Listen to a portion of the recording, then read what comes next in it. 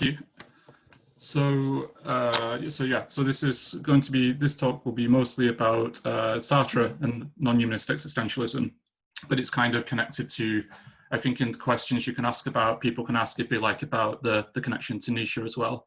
But this, just because of time, this is focused mostly on the Sartre non-humanism perspective.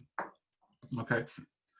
So Levi Strauss describes Sartre's existentialism as metaphysics for shop girls.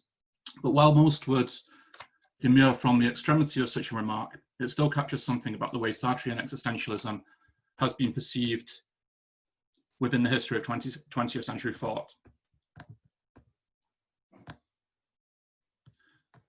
In short, it reflects a sense that this type of philosophy is somehow naive or romantic or lacking in philosophical depth. Further, Sartre himself is also seen as certain people have said, as a philosopher of a world that has passed. First, even if Sartre's existentialism was popular or relevant in his own time, its concern, this is the view, its concerns and projects are now seen as outmoded or passé. And the kernel of his claim from a philosophical perspective can be summed up with the term humanism. So, underscoring the perception that Sartrean existentialism is somehow outmoded is the idea that it is synonymous with an isolatable and present humanist conception of the subject. So this is, I don't know how much this has been talked about in discussions of humanism, but this is the idea which originates in Heidegger's Letter on Humanism, where he's talking about, where he's criticizing existentialism in general and Sartre specifically for having this this is basically, in very short term, simple terms, a present substantial idea of the subject. And this has then led to, I won't go into all the details of this, but then this has then led to, or how it happened historically, but then there's various ways this has led to certain perceptions of Sartre by later, specifically French philosophers, as being this humanist figure. But it goes back to the Letter on Humanism, I think. But yes, anyway, in this paper, I'm going to ask whether or not this is actually a fair claim from Heidegger.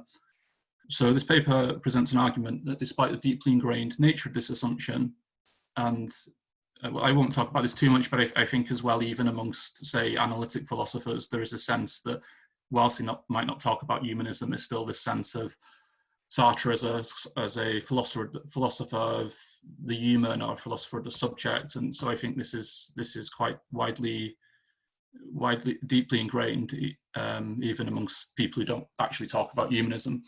But anyway, basically the paper is going to argue against this and say that the dismissal, this identification is not justified. So not only Sartre's thought not humanist, in fact, but it helps clarify and provide an answer to a problem facing all efforts to overcome humanism. Specifically, this is the problem of how you maintain a distinct conception of the human whilst rejecting the humanist subject.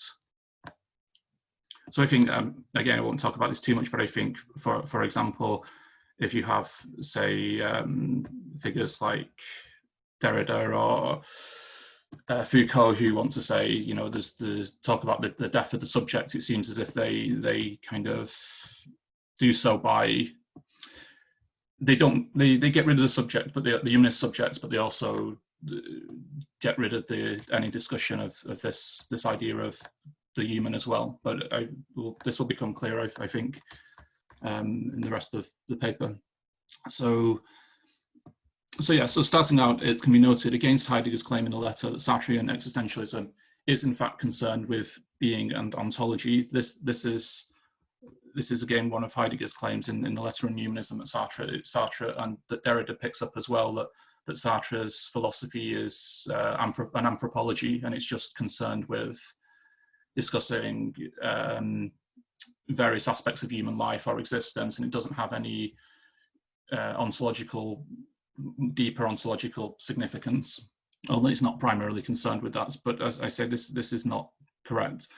So as Sartre says towards the end of Being and Nothingness, my ultimate, and this is a quote, my ultimate initial project is the outline of a solution to the problem of being. So he carries on the Heidegger idea from Being and Time, that it's the purpose of being nothingness anyway is to say, like Being and Time, okay, we're gonna, what exactly this means is another thing, but he's initially trying to claim that, well, it's about, he's investigating human being as a way to somehow understanding being in general, which is more or less what Heidegger says in Being and Time as well. So he's not saying, you know, I want to look at just specifically at human existence. Okay, so, however, remaining true, this is where the existentialist part comes in. However, remaining true to existentialist commitments, such an ontology, Sartre's ontology, does not proceed by an abstraction from human existence. It avoids a distinction between universal ontology as some kind of abstract domain and then the concrete immediate situation of individual existence. It's a relationship between those two things, I think. Rather, Sartre proceeds using an existentialist phenomenological method, deriving an ontology precisely from this concrete experience. But how does it do? This? Is the question, and isn't an ontology? And this is again goes back to the Heidegger letter on humanism issue. Isn't an ontology beginning with human experience a contradiction that returns Sartre to the very humanism he was trying to escape? Addressing the second question, I think the answer is no, and this is because what he starts with is not the human as an object of knowledge, but with the first-person phenomenological experience of living individuals. In fact, it's a very conflation of these two terms which prevents proper appreciation of the latter. So it's a conflation of the idea that you somehow, this is again something that Heidegger taught, Heidegger, even though he criticizes Sartre, again talked about in the letter, is the idea of the human as somehow this, as in the idea of something like, when we talk about, say, in English at least, when you talk about the humanities as opposed to the sciences, when you talk about the humanities, it's kind of implying this domain of investigations into the human as this object of knowledge, and that's different from the Sartrean phonological perspective. So this is this is when we misunderstand our being in the world and take ourselves for disinterested spectators. So this is an attempt to, I suppose, this is anthropology and psychology and the science, if you like, the sciences of the human. So basically, an authentic recovery of our experience as it is actually lived is in fact ontological, or can be, insofar as, unlike humanism, it precedes any assumption about what being or the human being is. So this is again the letter on humanism point, which is that somehow humanism, in fact, one of the problems with humanism for Heidegger is, in fact, that it imagines it's conducting some kind of original inquiry into things, but it is actually presuming certain relations about the human being by just the very fact of setting up the human as this object of knowledge. So this is, as I say, why a phenomenology can be ontological in the Heideggerian sense of the term. So this is a quote from Heidegger, the term which he gets from where he himself quotes Husserl. The term phenomenology expresses a maxim which can be formulated as to the things themselves. This is opposed to all free-floating constructions and accidental findings. And so basically this means that true phenomenological existentialism can open the way for a genuine inquiry into being. That is, because existentialist phenomenology recovers an experience prior to existing ontological assumptions, it can serve as a basis for an unprejudiced exploration of the human. This is the Heidegger jargon, if you like, the unprejudiced exploration of the human being's relation to being, which is what, this is something, this is Heidegger, but this is something Sartre, at least in Being and Nothingness, talks about as well. I think that's his idea, is about this relation to being that's being explored, not the human being as a presumed object of knowledge. However, That's not, of course, to say that recovering such an experience is necessarily easy, nor is it something we ordinarily do when we believe we are recalling or describing some episode. This is because, as Husserl pointed out, awareness of our own experience is systematically distorted by ingrained commonsensical assumptions about the way the world is. And this has at its heart the problem that we project. Well, there's various problems with the misdescription of experience, if you like. But this is so, and this, to do with issues of language as well. But I think this is the one Sartre focuses on most. I think is that we project the nature of reflective experience onto all experience. That is, since explicit recalling involves reflection, we usually interpret any experience through the lens of the subject-object paradigm of a reflective mode. So this is, again, we'll talk too much about this, but it's the idea that you reinterpret the realm of lived experience through, when you're theorizing about things, you're necessarily involved in a form of reflection. So you impose that back retroactively back on previous experience, and then you imagine it's this world of subjects and objects, and you describe it, and you get stuck in thinking in those terms. So anyway, this difficulty of so the question, I suppose, is how do you theorize the pre-reflective if theory is by its very nature reflective? But Sartre says this isn't intractable. This problem can be overcome, and this is what he talks about in Transcendence of the Ego. This is a quote from Sartre that he says, "Obviously, we need to resort to concrete experience, and this may seem impossible since an experience of this kind is by definition reflective, in other words, with an I, but all unreflected consciousness, being a non-thetic consciousness of itself, leaves behind it a non-thetic memory that can be consulted. All that is required for this is to try and reconstitute the complete moment in which this unreflected consciousness appeared, and this is by definition always possible. For instance, I was just now absorbed in my reading." So this is Sartre's answer to this specific issue. So there is a domain of pre-reflective experience of unreflective consciousness. This is prior to this theoretical stepping back from the world and the theory it gives rise to. And this mode of experience is free from prior ontological assumptions, and can thus serve as a basis for an unbiased phenomenological ontology. Sartre suggests this is possible to recover the nature of such experience without this necessarily being distorted by reflection. So this is I think this is an idea that within experience, his solution to this is, I think, that within this original experience, there's a trace, or what he calls a non-thetic memory, which thetic meaning non-thematized, so you don't bring it to some deliberate object of attention. It's there in a trace, which lingers. This is a metaphor, if you like, for how it works, which lingers in subsequent consciousness, like ripples in the water, even though you can't directly access this original experience. You can potentially have a sense of it, and this means with sufficient effort and by holding in check our tendency to interpret the experience in terms of what ought to be the case, we can discern its contours. In short, we've developed sensitivity to certain moments of present consciousness.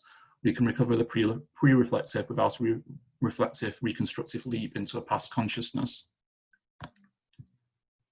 So yeah, this is what I was just mentioning. Again, you could probably say quite a lot about this point, but for simplicity's sake, I think you can say maybe that this is, again, very much, I think, Heidegger influence on Sartre, because it's, this idea of interpreting the experience. So the tendency is to always think in terms of this subject-object paradigm, and then even if you have some kind of sense of past experience, it always gets kind of locked into locked into this. This is how it ought to be. This is how theoretically things should be. So we sort of imagine that's kind of how they are. So in any case, analysis of the pre-reflexive shows how Sartre's existentialist phenomenology is in fact incompatible with humanism. This is back to the original sort of claim. It also discloses the problem created when this mode of thinking is rejected. This is because Sartre discovers in that domain, this is the pre-reflective, that when we look closely enough, that the present self or I is in fact absent. And this is what he writes in Transcendence of the Ego again. When I run after a tram, when I look at the time, when I become absorbed in the contemplation of a portrait, there is no I. In other words, when we look with sufficient honesty or skill, I suppose, to pre-reflective experience, we find there is no independent subject present. Whilst our attachment to the reassuring present self of the reflective mode makes us want to avoid seeing this, we do not find, as Gardner puts it, this is a quote from him, something substantial lying behind and supporting the stream of our consciousness. Rather, all we uncover is, and this is again Sartre, all we uncover is consciousness of the tram needing to be caught, for example. In short, all we find is consciousness of transcendent objects and situations, consciousness of the world. And it is thus clear what implications this has for the humanist idea of the subject. For his first, Sartre says there is no consciousness which is not a positing of a transcendent object, and there is on a fundamental level no distinct or substantial present domain of the subject either. If pre-reflective experience of ourself reveals only this relation to the world, then the subject entity, the present subject entity of humanism no longer holds. And this means that since it reveals such a reality, Sartre's phenomenological existentialism cannot be humanist.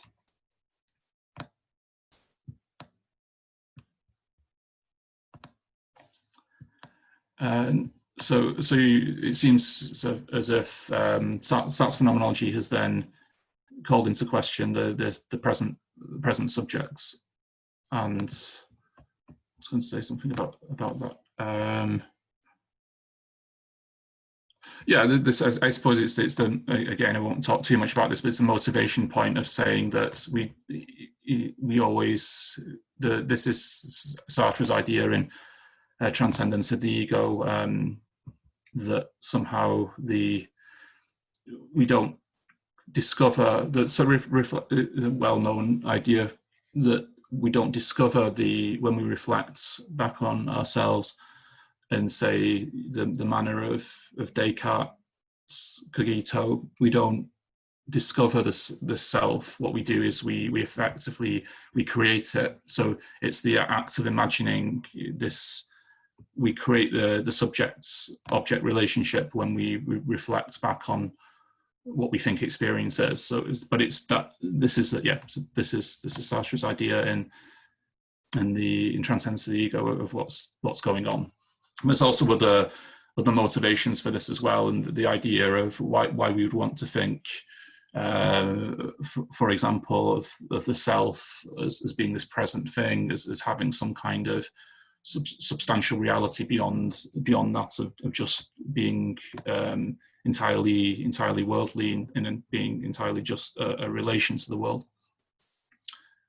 You can talk a bit more about. I think it's possible to talk a bit more about that, but it's not necessary for this moment. So anyway, Sartre's got this is called into question the humanist subject, but this generates a new concern. Specifically, by appealing to the pre-reflective and the world of lived absorption, the humanism's conception of the human is called into question. One is faced with a problem of what the human can mean at all. So this is the question I was raising in the beginning. For Sartre's existentialist phenomenology has revealed that there is only intentional consciousness of situations and the world, then how do we distinguish any meaningful consciousness at all? In other words, if there is nothing other than intentional positing of the world, there isn't the risk of simply reducing being to world. So how do you this is the question of how you maintain a distinct meaning for the human while at the same time rejecting humanism. I'll begin to address this question by focusing on the character of intentional positing. The description of pre-reflective experience reveals that this is not merely a passive reflection of the world, but an activity or a bringing forth in relation to it. So consciousness is real as a form of activity. This means that even if, as Sartre says, consciousness has no content, it is distinguished by this active relation. In other words, even if we exist as nothing other than the positing of the world, we nonetheless are distinguished by a very positing relation to it. While there is no isolated domain of the human, we still stand out as the activity of that positing. So this is what I'll go on to talk about, the meaning of this idea of activity. And this means it's possible to talk about human being as exclusively worldly without dissolving it into that world altogether. So, so basically, I think this is a notion. This is something I just was thinking of, that there is the world, the idea of this idea of the being, this notion of intentionality and human being as relation to the world. It's not as it's not a passive reflection. It's not like it's not like a mirror of or something like this. It's not. It's not that the human being is passively reflecting the world. It's this active relationship to it. It's this this activity of positing the world, which is I think quite important for this point. And I was just going to say, I had something else. I was going to make a point about this, that it's the idea of this notion of passive reflection. I think itself, again, this is something you could talk about more, but I'm not going to go into too much detail, but I think you could talk about this in terms of, this is again, I think, a reflection of an expression of the problems of what Heidegger calls in Being and Time the problems of the grammar of ontology of non-presence, because there's a tendency to always think, if you say, well, something is not something, then something is. It's thinking of things in terms of this definitive distinction between something being something or not being something, as this absolute distinction, and also thinking in terms of, if you say there's no if you say there's no domain in the subject, then the what Heidegger calls the ontology of presence means we tend to think then, oh well, there's not this present subject, therefore the human being must just be identical with the world, the reflection of the world. This is not the case, at least for Sartre. So this is what I'll talk about, more precisely what this means. So this is kind of connected to a further difficulty for if this notion of the active, this is what I've been talking about, the active relation suggests a solution to the problem of the non-humanist conception of the human, it also raises questions regarding its own intelligibility. That is, if saying consciousness is a relation, so this is, just to say something briefly about this to say consciousness is a relation means, again, it's, I think this is, I'm getting caught up in talking about Heidegger a bit too much here, but it's again the problems of grammar, because that sounds like a bizarre sentence. Something to say something is a relation, we say it sounds strange, as opposed to saying something has a relation. But this is what Heidegger talks about in terms of the problems of problems of deconstructing a grammar of the ontology of presence. But this is a way, like provisional way of a good way of thinking of it, that usually you think of relation must be relation between two different things, whereas the idea here is that the consciousness for Sartre just is a relation. There's no this is what I've just go on to talk about. So yeah, so if saying consciousness is a relation that gets us beyond humanism, this still leaves the question of what it means to say that the human is a relation to the world rather than just having one. So this is a problem of the meaning, what exactly this can mean to be a relation, rather than we obviously most people would think human beings have a relation to the world of some kind, but what does it mean to just that's all that there is, just this relation. So this is something that needs to be rendered understandable. And if you can't do this, then you can't provide your attempts to say that get rid of the humanist subjects kind of fall back into this problem of it just doesn't seem to make any sense, which is again I think the reasoning of the reasoning of the idea of the humanist subject in the first place is to say, well, even if you thought that in experience something else was more complex was going on, it simply doesn't make sense to not talk about this present subject. So therefore, you end up back at humanism. So anyway, so Sartre has to resolve this issue of what it means to talk about being a relation.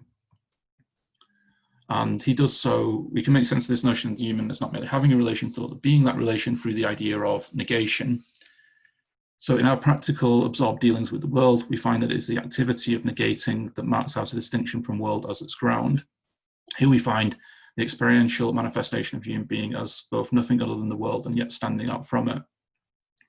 This is, if we again look honestly and authentically to experience and suspend certain naturalistic ideas about what's actually going on there, then we find this this notion of a relationship of negation. I'll say a bit more about this. However, it's apparent that this can represent only the beginning of an inquiry on this point. If an account of real negation, this is the idea. I'll talk about this in a minute. Actually, if an account of real negation might show how the humanist relation is theoretically intelligible, and point the way to a non-humanist conception of human, then it creates a new problem of intelligibility, and this can be achieved only by, so to get to this non-humanist conception of the human, it's necessary to address the theoretical criticisms of this idea of negation that convince us that non-being can't be real. So this is the idea of real non-being, as opposed. Okay, I'll talk a bit more about this now. So this most fundamental objection to the idea of real non-being is that, well, I mean, this sounds slightly tautological, but it is the idea that non-being doesn't refer to anything real at all. In fact, subjection can be summed up in the idea that negation, this is a quote from Sartre, that negation is only a quality of judgment. On this view, non-being, as when, say, we discover a door to be not locked, is merely the subjective projection of a certain concept. As Sartre notes, this means that negation, the result of concrete psychic operations, is supported in existence by these very operations and is incapable of existing by itself. So, for instance, when we look in our wallets expecting to find £20 or rand or euros or what have you, and we find only 10, we do not really discover the non-being of the 20. Instead, we just discover the being of the 10. And this means that when negation comes into being, it is merely as a post hoc judgment. That is, negation merely exists by the contrast between what was expected and what was found, and thus has no real basis in the world. On this view, negation, like the Stoics, electon or Husserl's pneuma, has only a purely nominal or conceptual existence. It exists solely as a way of organizing or assessing our ideas. If true, this would then mean that negation could not serve as the basis for understanding human as relations to the world. In short, being only a concept, it could not exist in any real relation to that world. Is there enough time still left?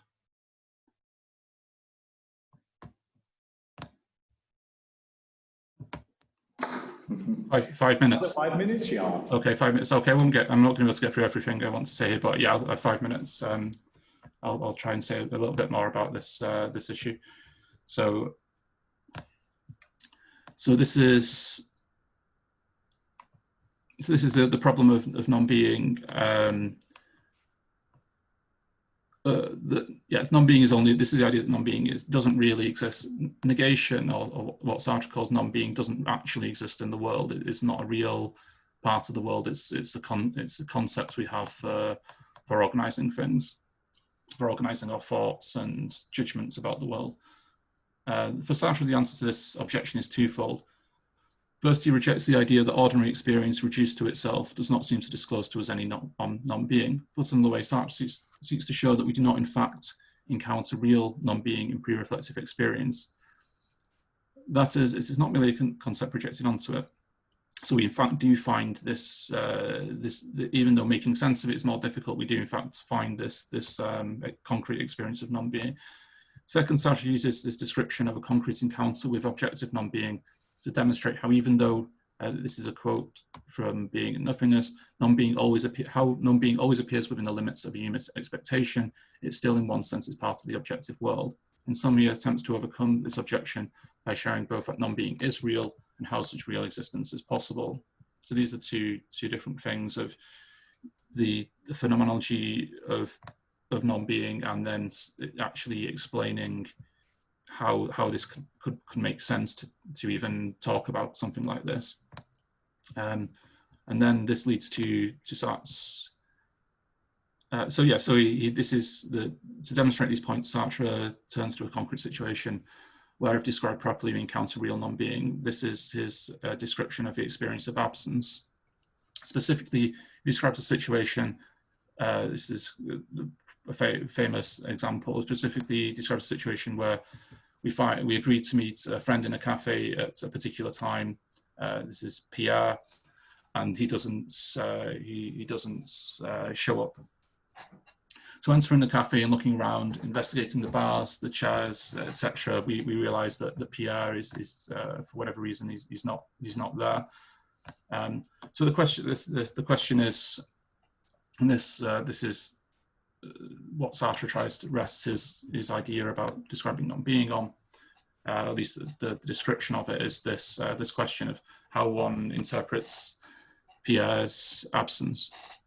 For common sense would indicate that I've not really experienced any, this goes back to the previous point, common sense would indicate I've not really experienced any non-being or indeed any actual absence at all. In other words, despite Sartre's hopes about uncovering real non-being, common sense would say there is no discernible absence actually seen anywhere.